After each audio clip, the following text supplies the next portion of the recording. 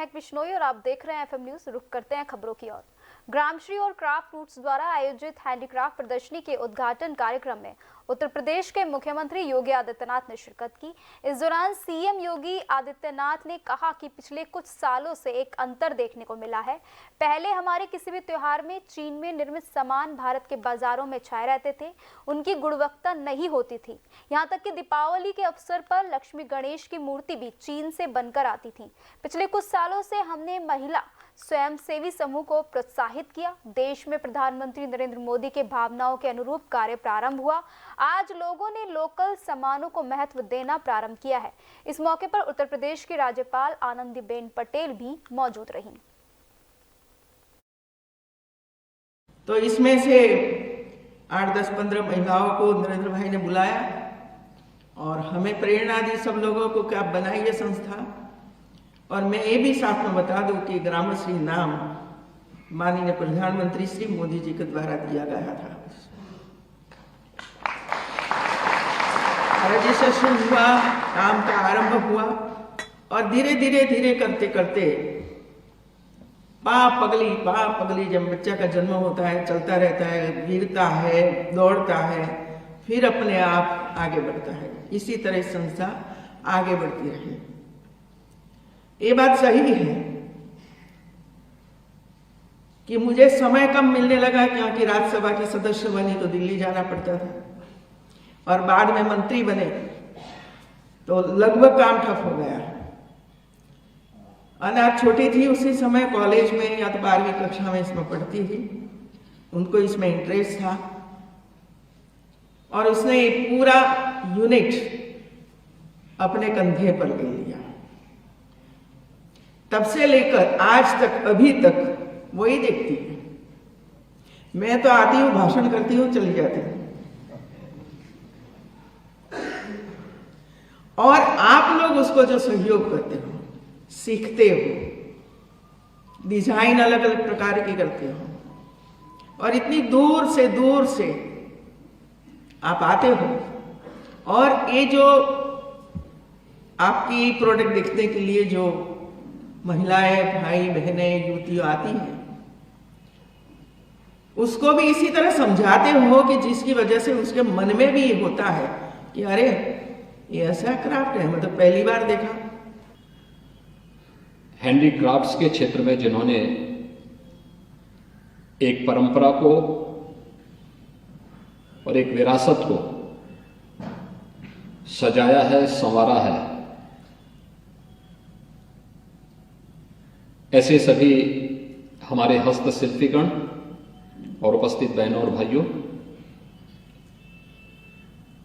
मैं सबसे पहले आज के इस एग्जीबिशन के उद्घाटन कार्यक्रम के अवसर पर प्रदेश की माननीय राज्यपाल जी का, प्रदेश के 96 लाख एमएसएमई सेक्टर में कार्य करने वाले सूक्ष्म लघु मध्यम उद्यम से जुड़े हुए सभी हस्तशिल्पियों, कारीगरों की ओर से हृदय से स्वागत करता हूं, अभिनंदन करता हूं।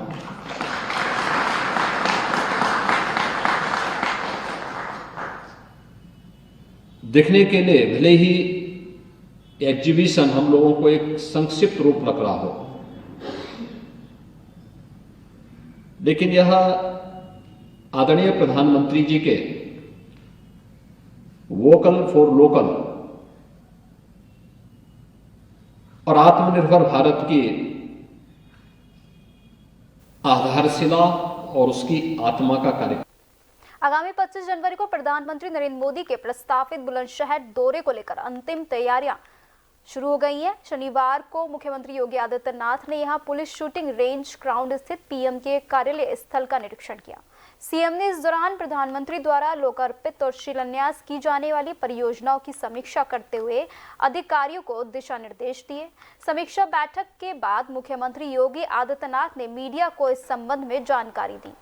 उन्होंने बताया कि 22 जनवरी को अयोध्या में प्रभु श्री राम के प्राण प्रतिष्ठा कार्यक्रम के बाद 25 जनवरी को प्रधानमंत्री एक बार फिर उत्तर प्रदेश में होंगे। पीएम मोदी बुलंदशहर और मेरठ मंडल के लिए हजारों करोड़ की परियोजनाओं का शिलान्यास और लोकार्पण करेंगे। उन्होंने बताया कि लोकार्पित होने वाली परियोजनाओं में बाबूजी कल्याण सिंह के नाम पर medical college, dedicated freight corridor के एक सेक्शन का लोकार्पण, अलीगढ़ से कन्नौज के बीच 4 लेन हाईवे सहित विभिन्न प्रोजेक्ट्स शामिल हैं। इसके साथ ही प्रधानमंत्री यहां कार्यकर्ताओं के साथ संवाद भी करेंगे।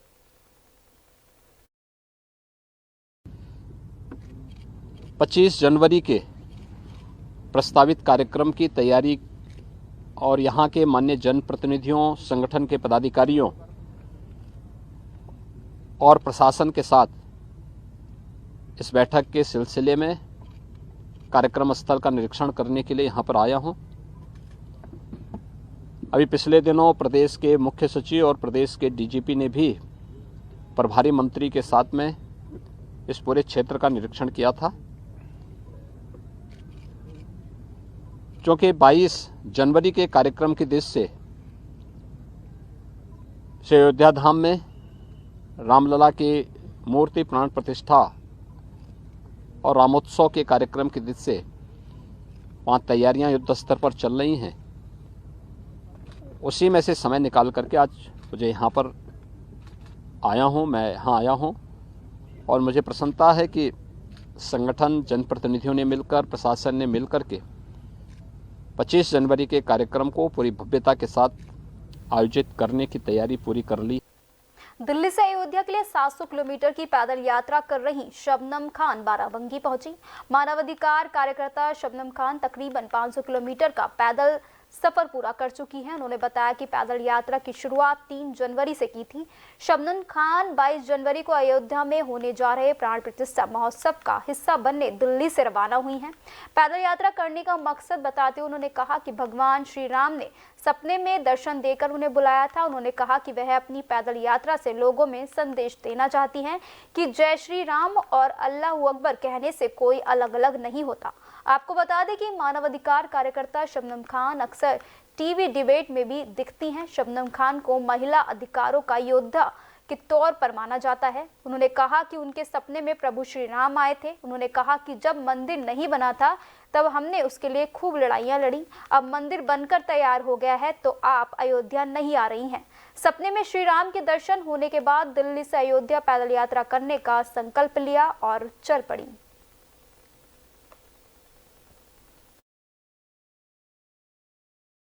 मैं दिल्ली से चली हूँ, मयूर विहार से, और अयोध्या तक पैदल यात्रा पर हूँ। क्या विश थी आप, क्योंकि हमने देखा है कि आप 2000 अयोध्या जाऊंगी, वहाँ पे राम के दर्शन करूंगी।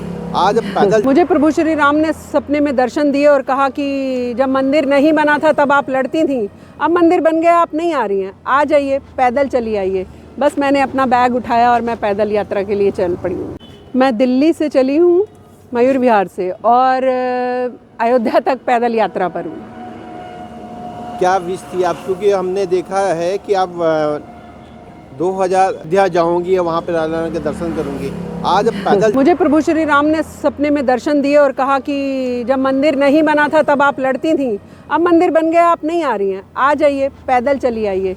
बस मैंने अपना बैग उठाया और अयोध्या में 22 तारीख को होने वाले राम मंदिर की प्राण प्रतिष्ठा को लेकर विश्व हिंदू परिषद और कई संगठन द्वारा लालबाग पार्क से श्री राम रथ शोभा यात्रा निकाली गई। इस शोभा यात्रा में जोश के साथ राम के नाम से रंगे हुए भक्तों ने राम की पालकी लेकर लालबाग पार्क से लेकर पूरे शहर में शोभा यात्रा निकाली।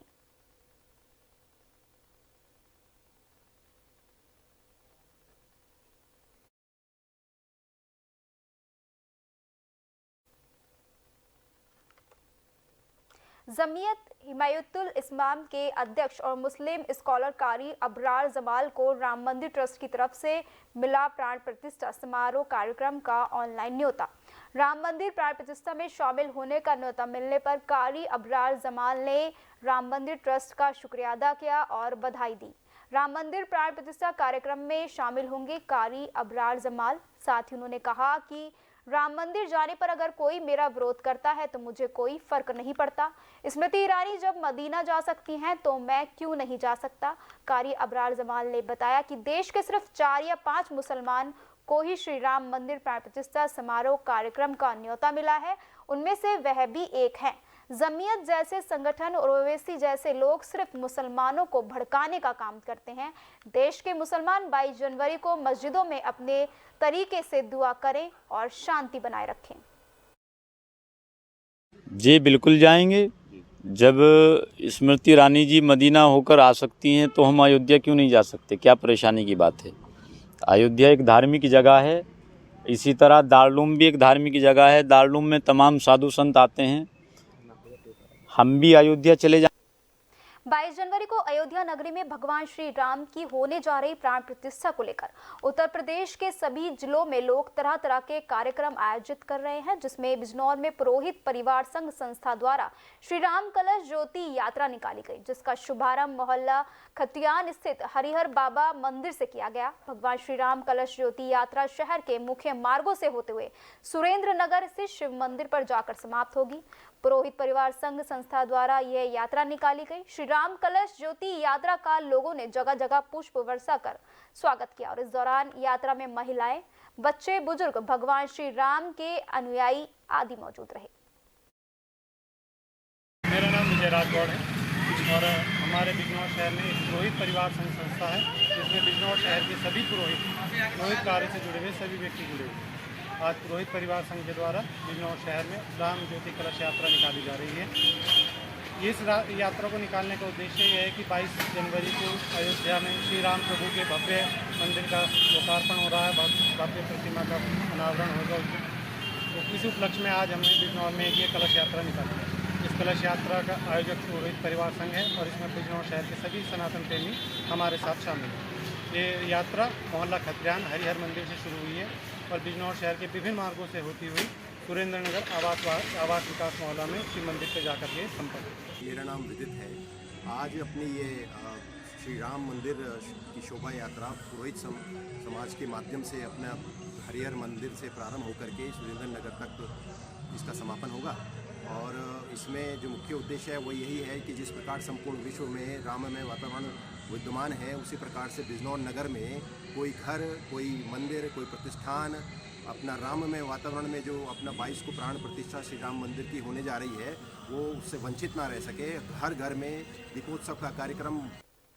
अयोध्या स्थित राम मंदिर में प्राण प्रतिष्ठा का कार्यक्रम केंद्र और यूपी सरकार के द्वारा 22 जनवरी को घोषित किया गया है, जिसको लेकर प्रतिदिन 2 रोडवेज बसों में लोग सवार होकर भक्त रामपुर से अयोध्या जा रहे हैं। रामपुर परिवहन निगम की ओर से प्रतिदिन अयोध्या जाने वाली 2 बसों में राम भक्तों के सवार होकर दर्शन करने का सिलसिला जारी है। एआरएम दीपचंद जैन की अगुवाई में बसों में व्यवस्थाएं पूरी कराई गई ताकि किसी भी राम भक्तों को यात्रा के दौरान दिक्कतों का सामना न करना पड़े। भजन कीर्तन के अलावा अन्य व्यवस्थाएं भी उपरोक्त दोनों बसों में की गई हैं। याद रहे 22 जनवरी को केंद्र और उत्तर प्रदेश सरकार द्वारा अयोध्या में स्थित राम मंदिर में प्राण प्रतिष्ठा का कार्यक्रम घोषित है, जिसको लेकर पूरी तैयारियां जोरों पर है। राम भक्त दर्शन को लेकर उत्सुक नजर आ रहे हैं और सरकार पूर्ण जोश से कोशिश कर रही है कि सभी राम भक्तों को रामलला के दर्शन कराए जाएं। हमारे अयोध्या के लिए 2 बस जा रही हैं। पर डे एक गाड़ी 7:30 बजे रवाना होती है और सभी यात्रियों को सुविधा उपलब्ध कराने के लिए हमने अनाउंसमेंट कर रखा है। सब राम धुन लगा रखी है। बसों में पूरी व्यवस्था है, फर्स्ट एड बॉक्स की व्यवस्था है, फायर बॉक्स की व्यवस्था है और अभी हमको विधायक जी के द्वारा अनुमोदन मिल गया है कि उसमें कंबल और पानी की बोतलों की व्यवस्था कराई जाएगी। तो जैसे ही विधायक जी उसको उपलब्ध करा देंगे, हम बसों में उपलब्ध करा देंगे। बाकी के ड्राइवर कंडक्टर दोनों वर्दी में रहेंगे। सबका व्यवहार अच्छा हो। बसों में रामधुन बजेगी और रामधुन के बजने के में सभी लोग, भक्त लोग उसका आनंद उठाएंगे और उनकी यात्रा सफल रहेगी। यही हमारी शुभकामना है। कौन सी गाड़ी है, क्या नंबर है गाड़ियों? गाड़ी का नंबर है UP 78 FN 8990 है, 19733 है। कल्याणपुर पुलिस और ANTF की संयुक्त टीम को बड़ी सफलता हाथ लगी।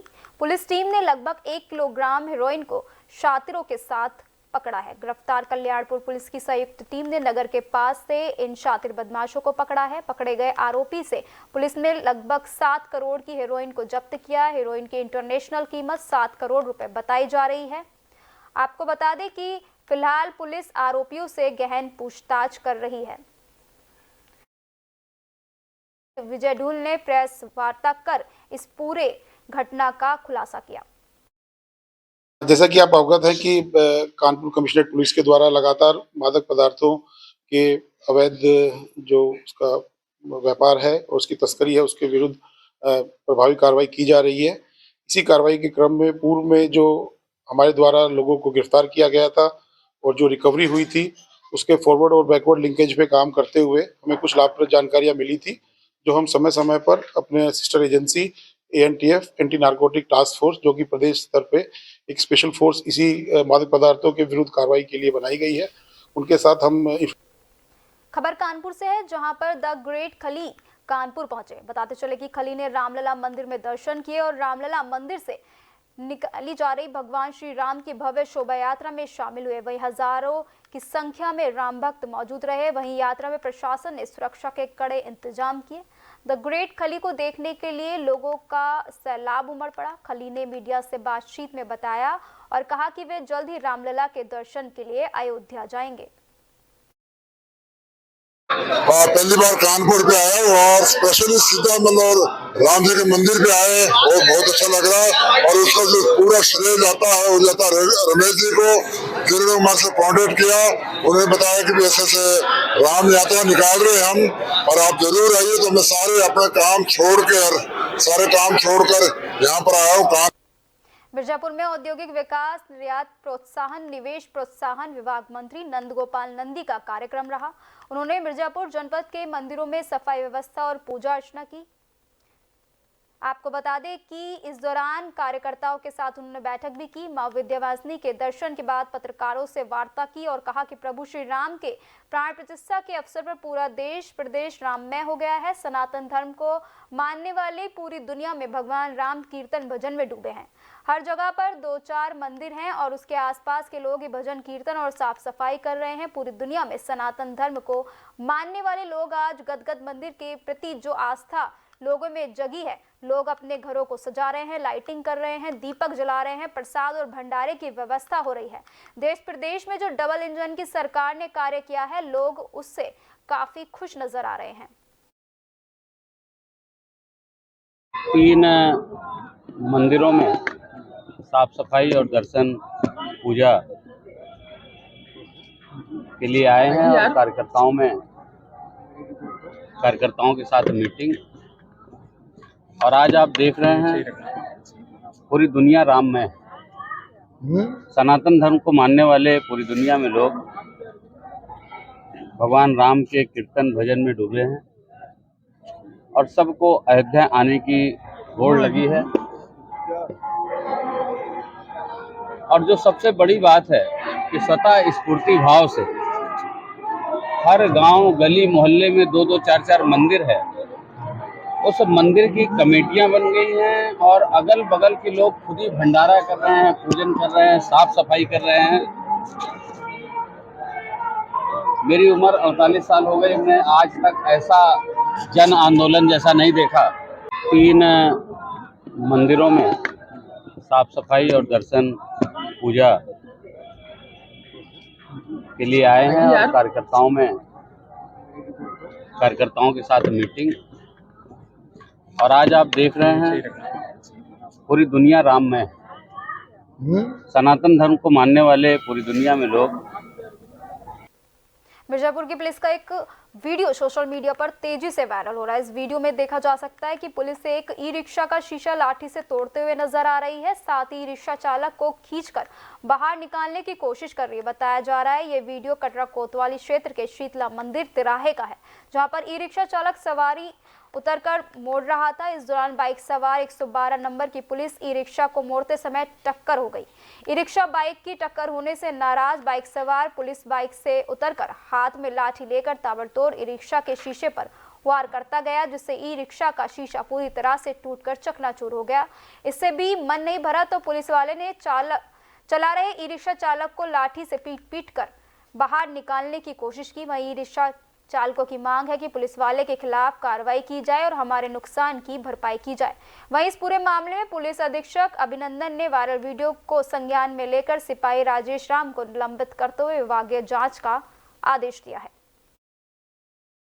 सर जी उधर से मैं इधर से शीतला मंदिर सवारी छोड़ा 3 गो, उसके बाद मैं गाड़ी घुमा रहा था, 100 नंबर वाले आए, तुरंत लड़ गए, स्पीड में से थे सर जी, आए लड़ गए, फिर उसके बाद हमको आए खदेड़ के यहाँ मारने लगे, फिर उसके बाद मेरा शीशा उसा फोड़ दिए।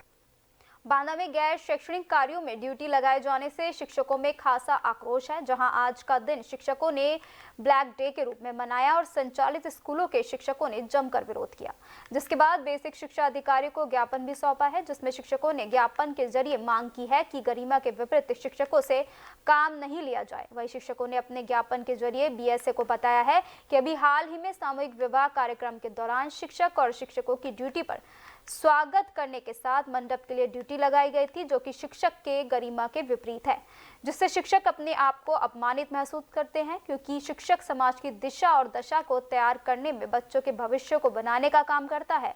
लेकिन अगर शिक्षकों को स्वागत द्वार पर स्वागत करने के लिए खड़ा किया जाएगा और शिक्षिकाओं को दुल्हन को सजाने और मंडप तक ले जाने का काम करना पड़ेगा, तो शिक्षकों की गरिमा और उसके शैक्षणिक कार्य के विपरीत अनुचित प्रतीत होगा, जो कि समाज में भी एक शिक्षक की गरिमा के खिलाफ संदेश के रूप में जाएगा। आज हम लोगों ने जो शिक्षकों की गरिमा के विरुद्ध जो शिक्षकों की ड्यूटी लगाई जाती है, अभी आपने देखा होगा कि कुछ समय पहले जो सामूहिक विवाह हुआ है वहाँ पर द्वार में स्वागत करने हेतु, उनके सजाने हेतु शिक्षिकाओं की हमारी ड्यूटी लगाई गई। हम ये चाहते हैं कि हमसे जो लगभग जितने भी काम सरकार के, हम सारे काम पूरे मन से करते हैं, लेकिन कम से कम हमें शिक्षक मर्यादा पर हम काम कर रहे हैं और हमारी ड्यूटी शिक्षक मर्यादा के विपरीत नहीं लगाई जाए। इस बात को लेकर के आज 19 तारीख को जनपद के 1725 विद्यालयों में लगभग 4500 से अधिक शिक्षकों ने काले कपड़े पहन करके ब्लैक डे मनाया है। उनकी मांग थी कि उनकी कोई गैर विभागीय ड्यूटी ना लगाई जाए, तो मैं इस बात को अपने उच्च अधिकारियों के समक्ष रखूँगी। नहीं, इसमें कमी वाली कोई बात नहीं है, क्योंकि बाकी टाइम पे ये रहता है कि स्कूल टाइमिंग के बाद उनको बुला लिया जाता है यदि कोई आवश्यक कार्य पड़े, बट इस बात का ध्यान रखा जाएगा कि किसी भी गैर विभागीय कार्य में शिक्षकों की ड्यूटी ना लगाई जाए और इस बात को उच्च अधिकारियों। 22 जनवरी को अयोध्या नगरी में भगवान राम की होने जा रही प्राण प्रतिष्ठा को लेकर बहराइच में लोग तरह तरह के कार्यक्रम आयोजित कर रहे हैं। जहां आज राम शोभा यात्रा निकाली गई, जो शहर के सभी चौराहों पर पहुंची। वही शोभा यात्रा को लेकर लोगों ने जगह जगह पर फूलों की वर्षा कर जोरदार स्वागत किया। साथ ही इस यात्रा में भारी संख्या में महिलाएं, बच्चे समेत बुजुर्ग भी मौजूद रहे।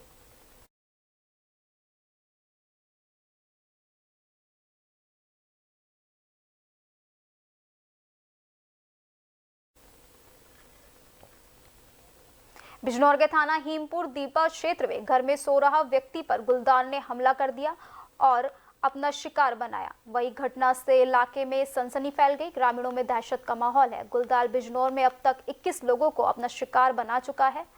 ग्रामीण गुलदार के खौफ से अपने घर में कैद हो गए हैं। घटना से परिजनों का रो रो कर बुरा हाल है।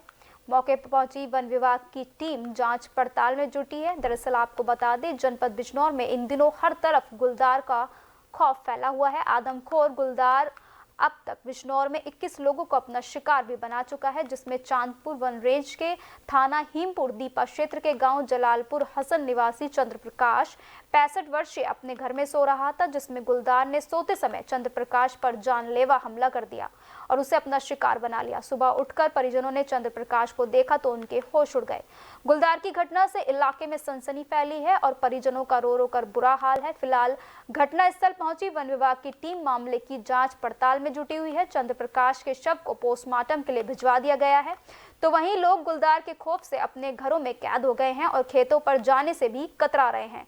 हर तरफ गुलदार का खौफ देखा जा रहा है।